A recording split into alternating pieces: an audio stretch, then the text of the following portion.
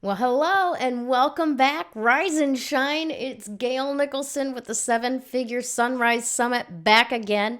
And I am so excited this morning to introduce to you Mr. Christopher Weed. He does so many different things, but every bit of it, I think, at least from what I'm seeing, is an awful lot of fun. One of his ventures is the fantastic fire department where he does children's parties and suds events. And I just can't wait to get him talking to you about all of this. So please help me welcome Christopher Weed. How are you doing today, Hi, Christopher? Gail. Good morning. Hello. It's nice to see you. Thank you, thank you. Thanks so much for being here. Well, in the Seven Figure Sunrise Summit, what we're doing is bringing some positive mindset motivation to the day for people who are looking to become where you're already at, having made at least $1 million from your entrepreneurial efforts, right? So let's begin with finding out how exactly you got started on your entrepreneurial path. Did you ever have a day job? What Oh, was. absolutely. So it actually is my parents' fault, I guess you could say. Being an entrepreneur, I guess, is both a curse and a blessing, depending on how you want to look at it. I guess you've got to be wired the right way. My parents were small business owners my entire time growing up. They owned a small printing company in Michigan, and I'm an only child, and so I grew up with those dinner table discussions that I think anybody who's grown up in an entrepreneurial family has had, where I was 8 or 10 years old and we'd be sitting at dinner talking about cash flow and hiring and firing people and whether my parents should buy a new piece of equipment or any of these sorts of things. And so that really wired me to be that sort of a person from day one. I had a real job for many years. I was such an entrepreneur in high school and in college that I was really good at putting myself through a lot of education. So finally, when I finished my MBA when I was 24, I said, well, I've got this MBA and all this college education. I should go get a real job. So I was here in Phoenix. I moved here for my master's degree, Mhm. and I was a magician at that point. That was my only sort of side business. I was a children's magician, which I still am. I started doing that when I was 10. And during the year in the 90s that I was here in Phoenix in graduate school while being a full-time student, I sort of accidentally made about $50,000 doing birthday parties. Accidentally. And that was 20 years ago. So that's 100 grand a day. Hmm. And I said, well, maybe I should stay in Phoenix and get a job because I've launched this business. And so I worked a real job. I was in the dental industry. I basically ran sales and marketing for a couple of dental equipment companies for about 15 years.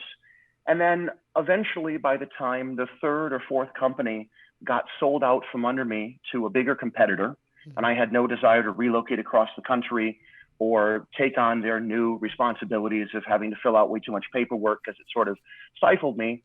Finally, back during the last economic meltdown a decade ago, I said, forget it. I'm done with this. I'm going to see if I can make a living as an entrepreneur. And here I am today in 2020. And of course, I still have my doubts about whether I could actually make a living as an entrepreneur some days. But I think everybody who is an entrepreneur will tell you that. But I guess, a decade of doing it, I must be doing something right. I'd say so. I'd say so. Your partner, and your family, your sons look very happy with the life that the two of you are providing for them together. So you've got to be carrying your weight for sure. Well, I have the funnest job in the world. I mean, and if I may, I'll give just a 15 or 20-second overview of what the different businesses are. Please do. So I'm very ADHD, and I've learned to make that work for me. I'm one of these people that'll be in the middle of this project right now, and I'll be halfway through, and I'll go over and work on this project and get that one halfway through, and then come over to this one. And so for me, each of those projects is a different business. And I've learned to surround myself with the right people, the right support system in terms of the resources I need. I have a really good accountant. I have a really good team of staff that understand me. And so I've made it work. So the businesses are as follows. I'm a professional children's magician. I do, in an average year, COVID notwithstanding, about 250 children's magic shows a year for daycares, birthday parties, things like that. Um, 2003, I started a business called Magic Snow with a friend of mine in Los Angeles. We make it snow at malls as our major business around the country. So in a place like Phoenix, for example, we have 3 malls where every night over the holidays, it snows. It's not real snow, but it looks like real snow. And it's a nightly show set to music where people come and enjoy it with their family, and it's really fun. And we have around 60 malls around the world where we do that most holiday seasons. And then we have clients like, for example, like the skating rink at the Cosmopolitan in Las Vegas. We've done Time Warner Center in New York, a lot of very high profile retail and entertainment environments around the world. That was 2003. Since we're talking about, millionaire businesses, that was the first business that made me $1 million. Nice. Okay. Then 2009, in the middle of the terrible economic meltdown, I said, oh, sure, I'll start another business. And I had this crazy idea that a fire truck themed entertainment experience for kids would be really cool, because every kid at that 3 to 5-year-old age range has this obsession with fire trucks and bulldozers and dump trucks and stuff like that. So I thought, all right, well, can I buy a fire truck? Well, yeah, you can buy a fire truck. I don't recommend it. And it's a level of complexity of, if I said to you, hey, Gail, let's go out and buy a helicopter this afternoon, or a bulldozer, or an airplane. I mean, it's one of those unusual things. So I figured out everything I had to do with that. And in the spring of 2009, I bought my first fire truck. We've bought 3 more since then, and started this business doing fire truck parties. Not an original idea. There were a few people around the country doing it, but nobody really approached it the way that we did, in the sense that I'm an entertainer at heart. I'm a children's magician. So I look at everything through the eyes of a kid, about entertainment value and about making it an amazing experiential thing, not just we show up with an old fire truck in front of your house and say, hey, kids, climb on board while I stand over on the side and just stare at them. We make it a really amazing entertainment experience. 2013, we started a business called Showtime Magic Products. We're the largest manufacturer in the world of tables and trunks for magicians. I know the market well because I'm a magician, and that's part of my philosophy. So if you see a magician anywhere in the world at a birthday party, at a library, at a school assembly, odds are pretty good that they're using one of my products. I have about 7,000 or so magicians using our tables and trunks and things. 2016, we started a business called Bubble Maniacs. And that came as a result of my snow business. I have all these malls that I have a great relationship with all over the country. And they said, we really love you. What else can you do for us? We'd like to give you money.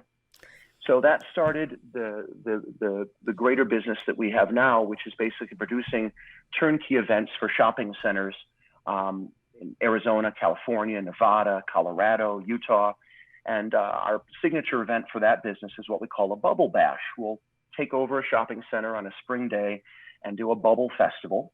That led to our foam party business. And everybody thinks of foam parties as being like chicks in bikinis at spring break at Daytona, right?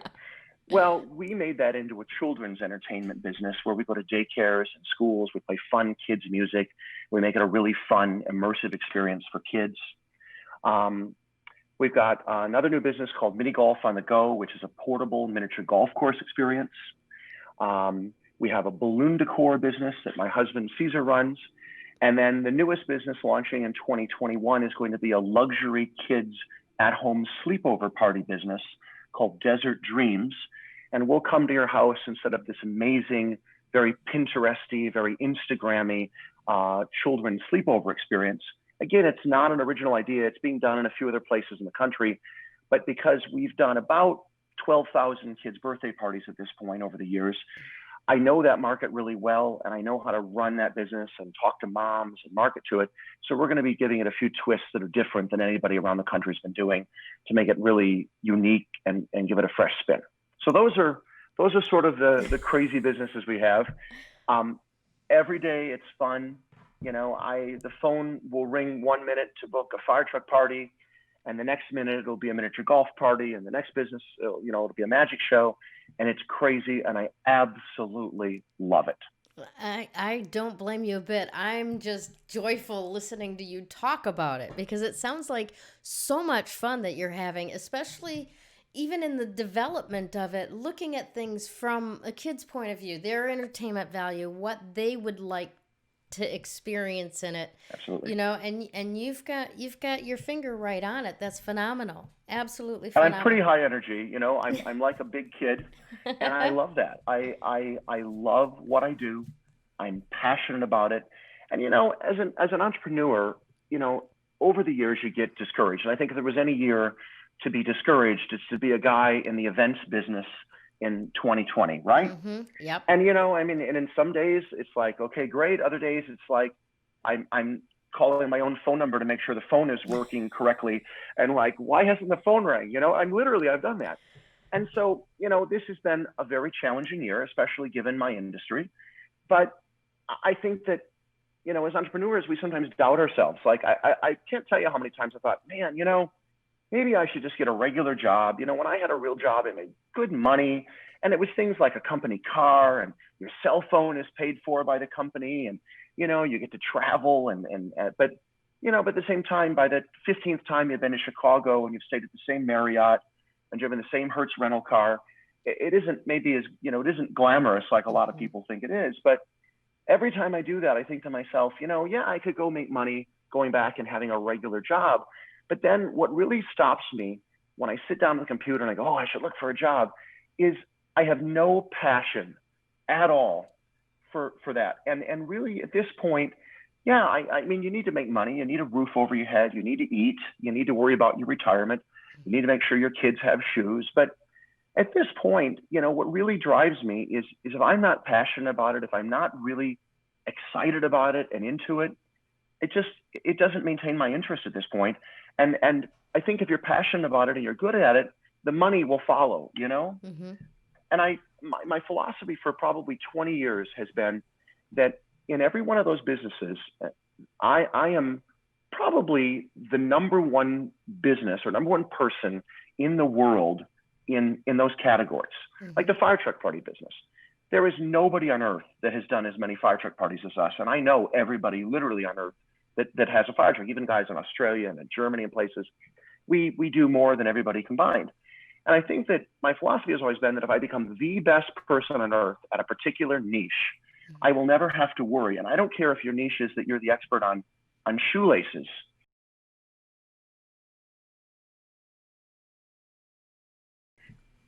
As I was saying, it's about becoming the best in the world in a particular thing. And that's Mhm. really my philosophy. I really do think in every one of my businesses, there's pretty much nobody that knows that particular weird niche as well as I do, and executes it as well and does as much of whatever that business is as we do. Mhm. As an example, with our foam party business, and just so people understand what a foam party is I mentioned a few minutes ago about the spring break thing. We go to a daycare in Mhm. somebody's backyard, and we make this giant mountain of this beautiful, clean, refreshing, very immersive foam, and the kids have a party in it. We play music, and there's beach balls and stuff. So we were doing so many foam parties that the manufacturer of the machines that we use called me up about 6 or 8 months ago and said, hey there, I see you're buying more of my product than literally anybody has ever bought. Would you work for me, please, as a consultant to teach other people how to do this? So I said, sure, I'd be happy to do that. And I started working with that particular company in June as a consultant. And the next 3 months, I launched 70 new people around the United States with my blueprint. And most of them were magicians, because I have a lot of magician friends, being a magician. And this was in the middle of a pandemic, and a lot of them couldn't be doing magic shows at like libraries and stuff. And that group of 70 or so friends literally this summer together made hundreds of thousands of dollars in the middle of a pandemic. And in most cases, it meant that they were able to make their mortgage payments Mhm. and eat and survive. And I think that's pretty cool. I do too. That's absolutely phenomenal. Absolutely. And thank you for doing that. That's something to take on in addition to what is it, six, seven businesses you're running? It's 8 now. I lose track. But I think that the ability to take something that and transfer that skill set and that knowledge to somebody that is a friend or a colleague or even a stranger for that matter, and then see them succeed with that skill that you've given and that you've taught them, and in some cases even take what you've done and take it from here to here in terms of maybe they have a new spin on it or a new idea, and then that in turn makes me better because I see what they're doing and go, I didn't think of that. That's a really good way to do that. And so I guess by sharing, in a way, it comes back to you even more multiplied. You know what I mean? And I think Yeah. that's pretty amazing. Yeah, I absolutely agree. And as you were talking, one of the things that I want to pull out of you is this idea of a niche. Because a lot of times I find that people go into business and they're like, oh, I'm really good at this, but I can help so many people, right? And they would be doing, oh, you want a foam party? Okay, we serve kids, we serve strippers, we serve librarians, we serve nurses, no, bring it Yeah, in. exactly. Because you can do Well, and 8 different niches as long as you're niching specific enough, right? every one of my businesses has a separate brand, a separate website, a separate phone number, a separate email address. It's because I want to be the expert in these very defined things and not like shooting with a shotgun. I have a very precise rifle. I just happen to have a bunch of rifles, right? Right. And I pick up the appropriate gun at the appropriate time, but I'm not just spraying this mess out. Every one of them is very well branded. And I cannot, as a small business, I think most people would never know that my businesses are small businesses because I've invested the money. You start with square one. You pick a good brand. You do the right intellectual property search. You trademark your name federally, so your brand is yours and yours alone, and not, you're not ABC Party Company of Arizona, and there's an ABC Party Company in California, and there's one in New Mexico. No, I've got unique brands. I own my domains, and I own every similar domain to mine, so I really occupy my space. You spend the money on a good logo, on a good website, and so important, good photography. Because in a world where you're running a business where your brochure in 2020 is your website, you want a good photography, good video, because if people come to your website and they're impressed and it looks amazing, they're going to engage with you and do business with you. And if you don't do that, you're not going to get your phone to ring. You're not going to get people to email you. You're not going to make over that first hump. And it's so funny because after so many times of doing this, when I had a real job, in the dental business, I did the same thing. People hired me to help them launch products and launch companies. So for me, it's so second nature at this point. If you said to me, hey, let's start a business this afternoon selling, pick a product, I literally by tomorrow morning would have like that process done because it's so painless for me at this point and it's so intuitive.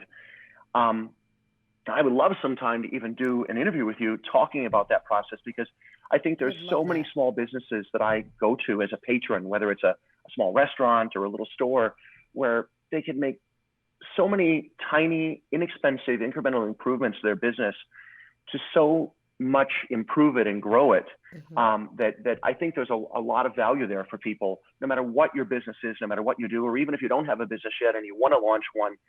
I've learned a lot over the years about that. I think that you would make an absolutely stellar business launch consultant.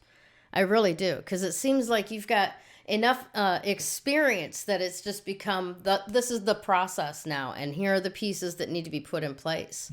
Yeah, between my own businesses and businesses that I was hired to help launch, we've probably launched 20 or 30 businesses at this point. And I mean, some of them have done, very, very, very well, even ones that I launched on behalf of a client.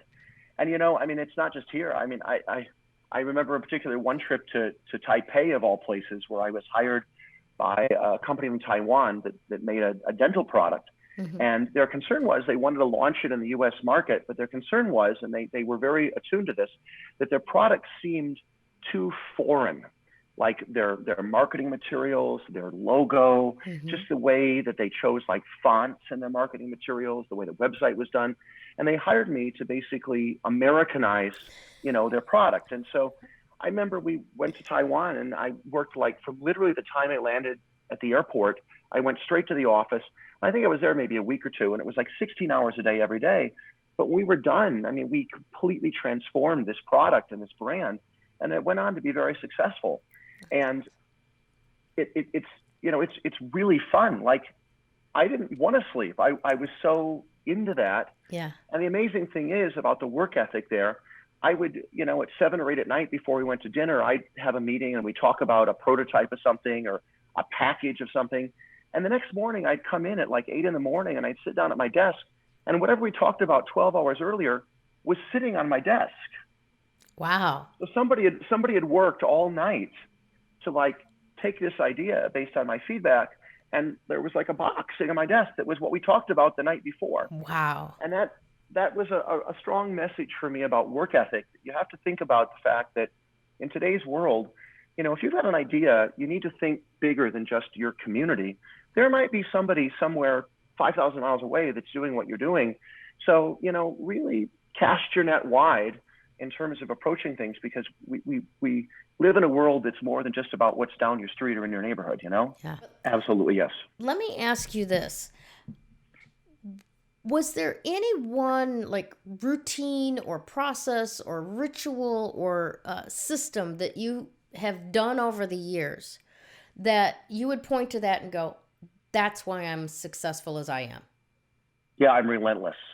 You're I'm relentless. absolutely relentless. I will not take no for an answer. I do not believe there is anything I cannot conquer.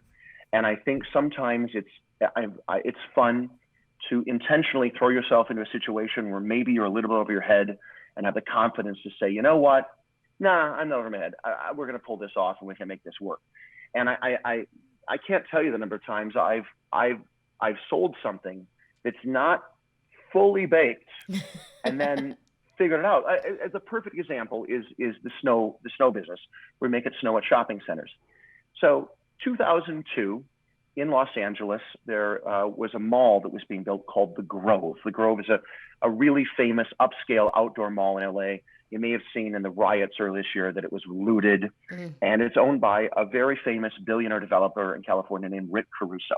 Okay. And Mr. Caruso is very well known in Los Angeles. He owns the Americana brand, which is another huge shopping center. He's a developer, and he's a billionaire. So in 2002, somehow, I don't know how this happened, my friend in the snow business, my partner in the snow business, he managed to get a meeting with Mr. Caruso in this big conference room in LA for the grand opening holiday season of The Grove, which was designed to be a very experiential mall. They have fountains, they have this beautiful trolley that goes through. The parking garage has marble in it. I mean, it's amazing.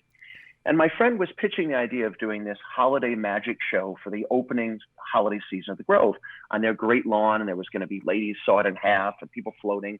And the final trick in the show is what magicians call the snowstorm in China, which is this trick where you take this little bit of paper and you fan it and it's snowing. And Mr. Caruso stopped my friend, Adam is his name, and said, Adam, I don't really know about this magic show thing, but do you think you could make it snow at my mall outdoors? And that's before Disneyland had done it. That's before anybody had done it. And my friend was like, yeah. And so he finished the meeting and he's in the parking garage and he calls me and he says, do you think we can figure out how to make it snow outdoors at a mall? So nobody had ever done it. So we started doing research. We bought completely the wrong equipment. We set it up completely the wrong way, but it looked pretty good. And that was the first mall that did that, 2002. So we said, okay, this is pretty amazing. We were on national TV where it was really well received. We said, let's try to roll this out. So 2003, we sent out some packets to a few malls and we went from one mall to four. Mm-hmm. We grabbed a mall in Miami. We grabbed a mall in Richmond, Virginia. We grabbed one here in Phoenix. And we're like, okay, how do we do this? And now fast forward to today, 16, 17 years later, and we can tackle that no problem. We own hundreds of pieces of equipment to do this, trucks and people and all kinds of stuff. And that was a good example of where sometimes you just have to say, you know what, this is an opportunity. I'm going to seize this opportunity, and I'm going to figure out how I'm going to make it happen later. But the opportunity's in front of me, and I'm going to grab it. And sometimes you just have to have the confidence to grab that opportunity and know that I'm going to figure this out, but I've got the opportunity in my pocket, you know? Fantastic stuff. Absolutely. Reminds me of that Richard Branson quote. If you're given the opportunity to do something you don't know how to do, say yes and go figure it out. Exactly right. Exactly right. Yep. Awesome. Now, what did you start doing or what did you stop doing in the process that maybe streamlined it, got some toxic stuff out of your way? Because as I would imagine, I haven't made it to $1 million yet, but there's some leveling up along the way and some choices that you have to make about where you're going to spend your time and where you're going to delve your focus. Were Yeah, there things absolutely. that noticeably just kind of fell to the wayside or you had to choose to push aside? Oh, I am notoriously bad at managing my money. I'm horrible at it because if I have money, I go spend it because I'm like, oh, let's go buy a new fire truck. Let's so the first thing I did, and this was well over a decade ago, is I made sure that I don't handle that. I have my CPA handles everything. It costs me some money, you know. I mean, I obviously it costs money to have that service, but it means that my books are in order and I don't have to worry. And that is, I offloaded that for sure. Mm-hmm. I think the other thing that I've tried really hard to offload is anything that I'm not good at. And let me define that a little better.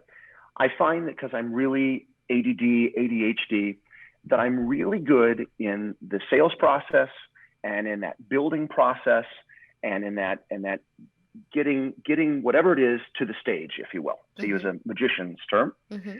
But I get bored with a lot of this stuff after we've launched it and we get it worked out. I work it out to where it runs like a machine, like an absolute machine. And then the problem is sometimes the machine works so well that the business grows to the point where I can't handle it myself, or I'm not really that interested in it because I built something that can be driven by another person. Mm-hmm. So I'm good at finding those people. You know, I have an amazing spouse who is exactly the perfect fit for my weaknesses. Mm-hmm. So for example, we do an event. I don't like to actually, the day of the event, manage the people. Like if we have a staff of 20 or 30 people running an event, I don't like to go around and make sure that this activity has what it needs or this, whatever. I'm not good at that. I'm not focused enough. What I'm really good at though, is walking around the event as the boss basically and saying, hey, you're having a good time. Hey, let me explain this to you a little bit. And basically being an ambassador, but I'm not good, you know, and could I do the other job? Yeah, but it's not my best fit, you know, and it allows me to sort of enjoy myself a little more too. So, you know, I think I've learned where my strengths and my weaknesses are, you know, and tried to surround myself with people. I think the other thing that is the greatest tool ever is a smartphone. You know, I do everything to run my life and my businesses off of my phone. I always, when the newest iPhone comes out, I always go get it because I want to have, you know, the most up-to-date tech to help my efficiency. And because I'm in a visual business, just the ability to take really good pictures, upload them instantly to Facebook. And I should also mention that for my businesses, I think Facebook is one of the greatest inventions ever. You know, I've written a couple of books about Facebook because my businesses have done very well because of Facebook. And for the most part, I have very specific targets that I'm going for in terms of my demographic. I know who my customers are, and Facebook and Instagram allow me really to target that. And I think if you're a small business owner and you're not doing that, I think that's really important. I also think that if you're in a business that's search driven, obviously you need to, you know, dominate your SEO. But luckily I'm in the kind of business where almost everything I do is a concept sell. So in most cases, I've got to get it out there for people to discover it, for them to even know such a thing exists, as opposed to if I sold, tires and people were looking for new tires for the car, they're searching for that. Well, people don't really know a fire truck party or a foam party exists. So I've got to really get that out there. And So those are things that I've embraced. And the things I don't like to do, I've jettisoned, and I'm sure That's that will evolve over the years. yeah, yeah, and that's absolute wisdom there because you've identified where you're good at something, where you're passable at something but don't particularly enjoy it, and given that piece to someone else. That's huge because I talk to and see so many business people who are inside of, but if I let go of control of this piece, there's a back door open or there's a vulnerability there. And You the just got to truth calm is down it's enough to let not. that happen. You've just got to calm down enough. It's seriously, Yeah. it's just like, it's a matter of just like, you got to calm down and go, you know what? The building is not going to catch on fire if I have somebody else do this. I mean, it's just, you've got to let go. And I mean, I continue to get better at that as time goes on. And that's, you can't do it all. I mean, there's only 24 hours in a day. And if there's one thing that the pandemic has taught me, it's that honestly, I love a day off now. I used to go for the last 2 decades, 7 days a week, and I never thought twice about it. And now I got to tell you, I really like having a day off every now and then. And I do absolutely nothing, and I don't feel guilty about it. That's the key. That's the key. I think that we as entrepreneurs, we guilt ourselves. It's like, oh my gosh, I took the afternoon off. I'm a failure, or I'm going to go broke or whatever. And you're not. You're going to be just fine if you take the afternoon off and watch Netflix and eat, and eat pizza delivery in bed. It's totally okay. It's totally okay. I love it. That's wisdom. That's good advice right there. All right, now final thoughts. Do you have final moments of wisdom that you would like to share with our seven-figure seekers before we unleash them onto the world this morning? Well, I think that it's not about coming with this idea that's going to make you a millionaire in the next 6 months or the next year. I think it's coming up with something that is a sustainable, solid idea that will over time just continue to just scale up. I'd much rather have a business that grows every year 20% for the rest of my life and just very steadily makes money and grows. And then when that one gets to a point, I add another one in and add another one in. So I have all these different trajectories going, but they all keep moving in the right direction for the most part. And I think that that's the key. You have to look at this as a long-term thing.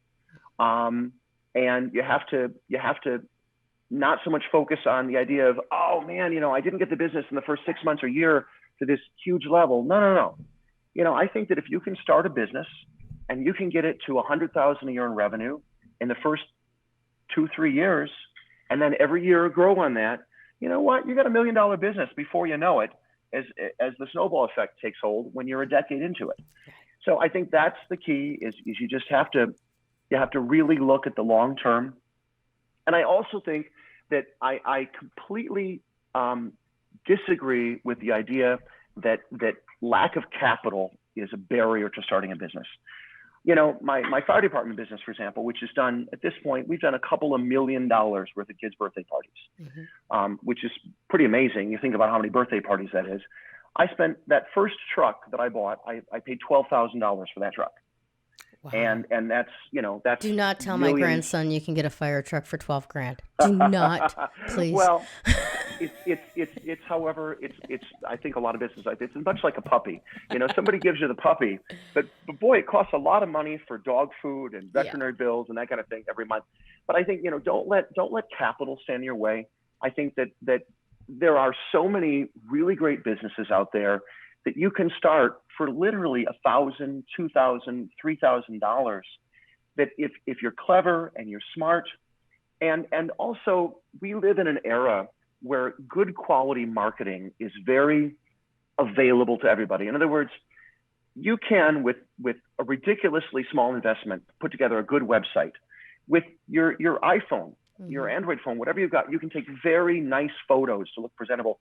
And it's not like it was 20 or 25 years ago where I would have to hire some guy to design a website. It was $5,000 or $6,000, and I hired a photographer who took professional photos. And I mean, you can literally put together a very effective brand on a shoestring if you're creative and you teach yourself those skills. So, don't let things stand in your way, and look at it as a long-term thing. Wonderful stuff. Thank you again so very much for spending some time with me today, Christopher.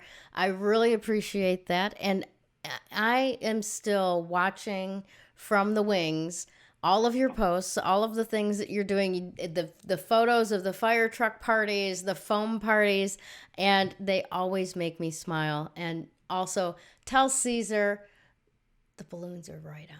They are so Thank you. perfect. They're really Thank you. beautiful. So thank you Thank again. you. And have a great, great day, Facebook. Get out there, hit it hard, and be happy. Take care.